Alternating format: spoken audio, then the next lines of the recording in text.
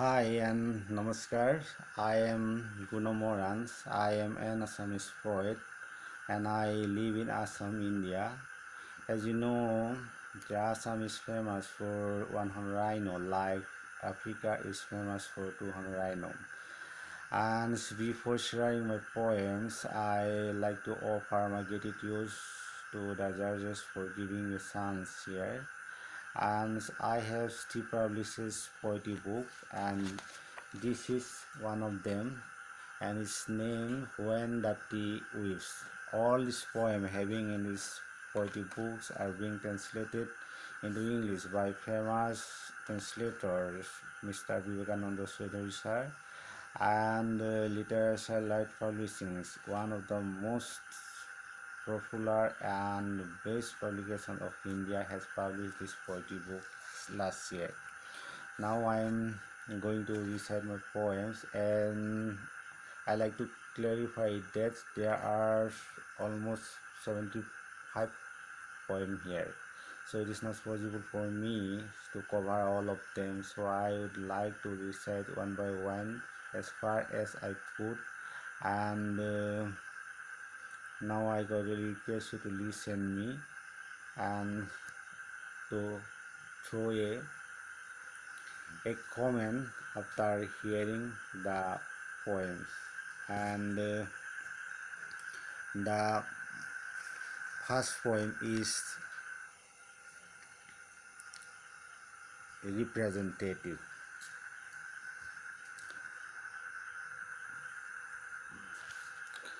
I am not I, am just a representative of my time. Whatever I have done is not my credit, just the effect of discipline. Whatever I have not done have not been kept aside, intending not to do. Suffer the result of not sparing time timely. Two arms, two legs are partners of time pass. Can I become a time teller to pick up? I cannot claim myself to be I am just a representative of time. The next poem is happy. I was immersed in my sorrow, could not imagine in its universal form. From today on, I would never be unhappy in my sorrow. My sorrow is not the ultimate one. I handed my sorrow to the society, accepted the sorrow of the society to be mine. Now there is no one happier than I. I laugh at the joy of the society. I cry at the sorrow of the society. There is neither any sorrow nor any joy to call me own. Next poem, surname. One corporeal, the other abstract. All surnames carry two sense. We read the surname after the name, forget the name, recall just the title. Father, you pick in vain the name after so many deliberations. No one called by the name, everyone addressed by the surname. Of course, life has gone so far.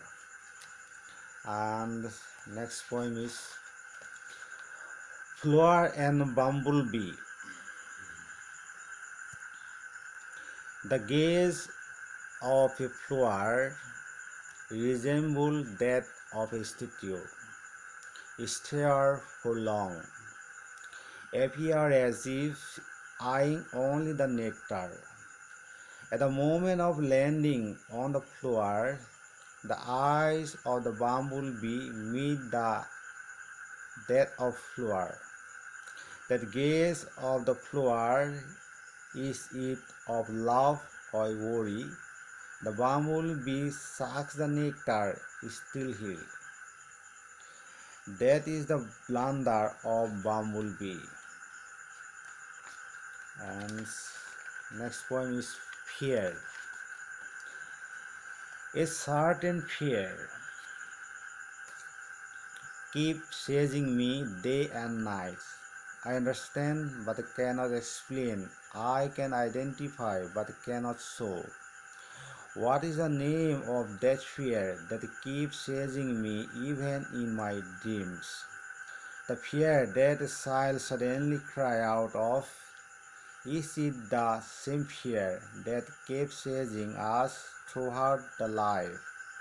Fear, like the shadow, is our lifelong companions, make us more timid, staying with us till death. So living with fear, I have defeated it. And the next is memory. Shall returns to this day turn into past someday. In the past, the mind; in the future, the body would stay, squatting on the carpet of grass, playing flutes on a full moon night. There in the sky above, the youthfulness of the moon is dancing behind the thin curtain of clouds, listening to twinkling sound of tinkles wafting to the ears. World is silent in the magical tunes. I am imbibing moonlight, getting oblivious of myself. Rain of moonlight is the favorite taste of pure arts. Shall sit as in the bygone days, in the holy place of my favorite memory, shall repeat the same walks, fling euphoric, thinking about it. And next poem is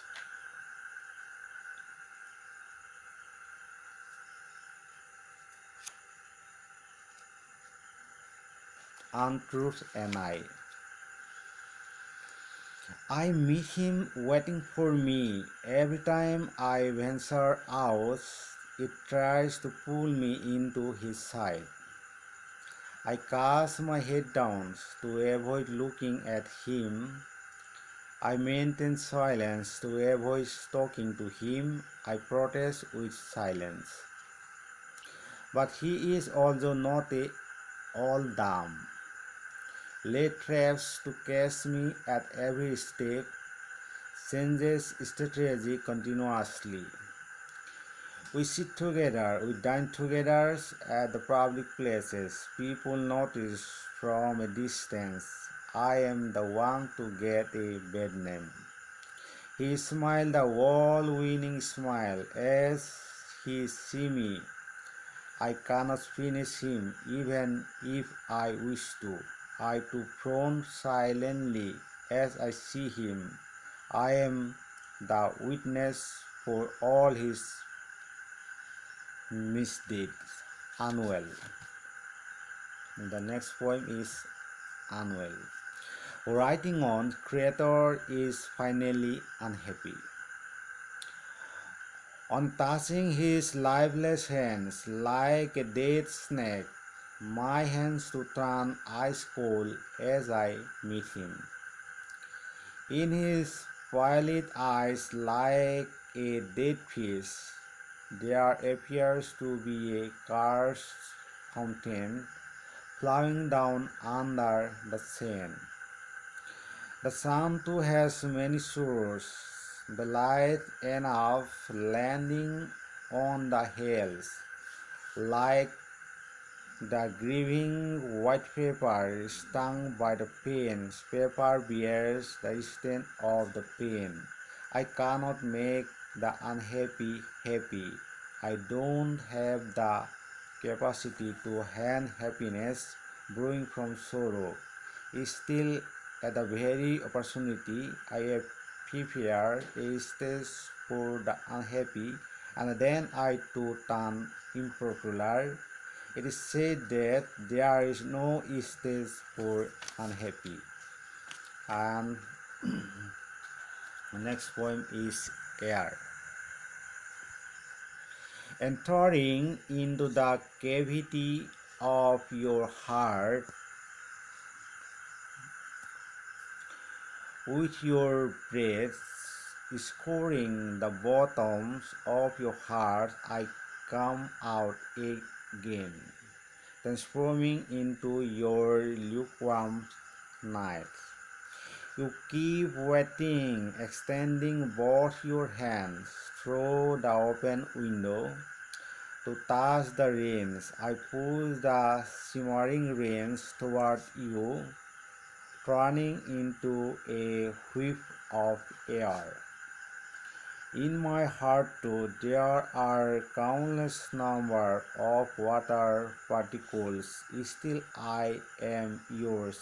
My only grief is I could not turn into Dulciana rain. And next poem is theorist. Gold don't decide the truth. It pursues the truth. If one can tread with diligence along the path of truth, truth gives credence to gold. You shot and killed the birds that flew out in search of feed for its feedlings. The fledglings too died pathetically. How did you surmise to have won the battle? Bears, don't invite your inhalations by inciting truth again and again. Truth may face turbulence time temporarily, but it never cowered down shamelessly. I dare you. And next poem, Mother Father.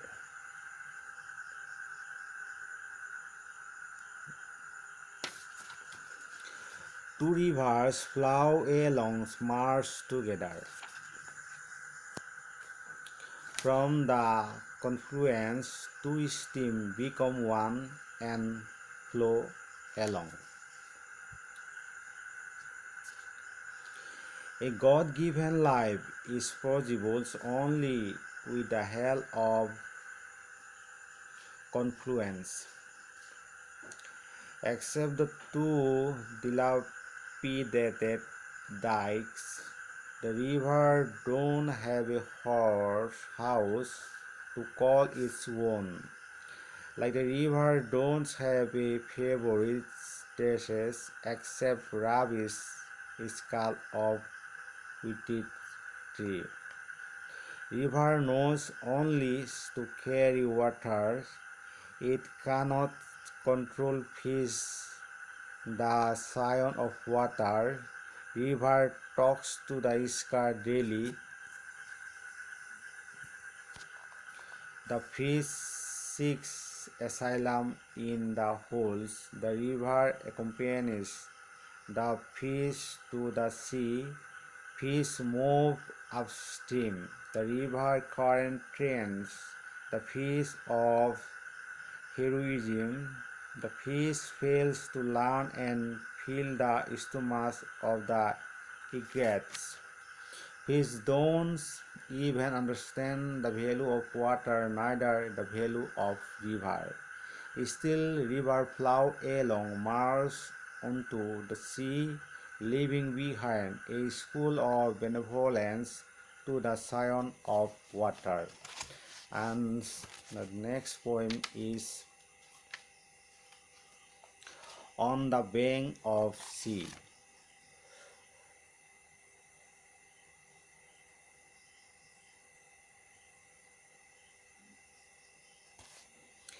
It is river till it flow, river flowing on Mars at sea.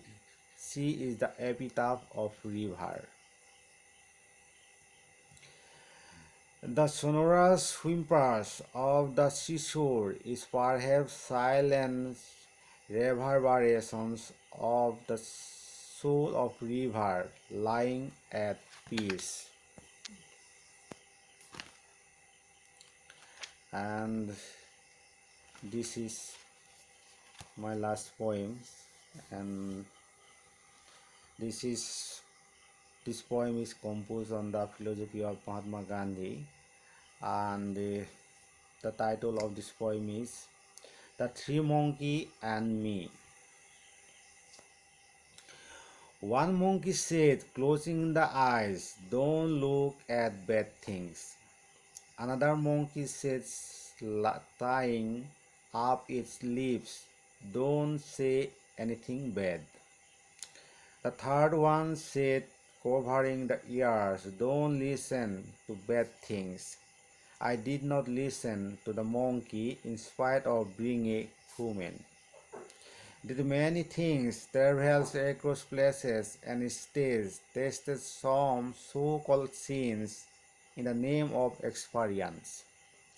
At the end, the mind turns melancholic, and unknown feelings of guilt chases me around now. What did I do? What did I do? I did not perform fears. The tiger of illusion says. At last I surmise I was born at the wrong place, I was born at the wrong time, and I was born wrong. And at the end of readings my poems, I again offer my gratitude to all of you that you have given much time in hearing my poems, and I think there might be a lot of mistake that I have done in reading my poems, so I cordially request to forgive me and to behave me as your own brother. Thank you very much.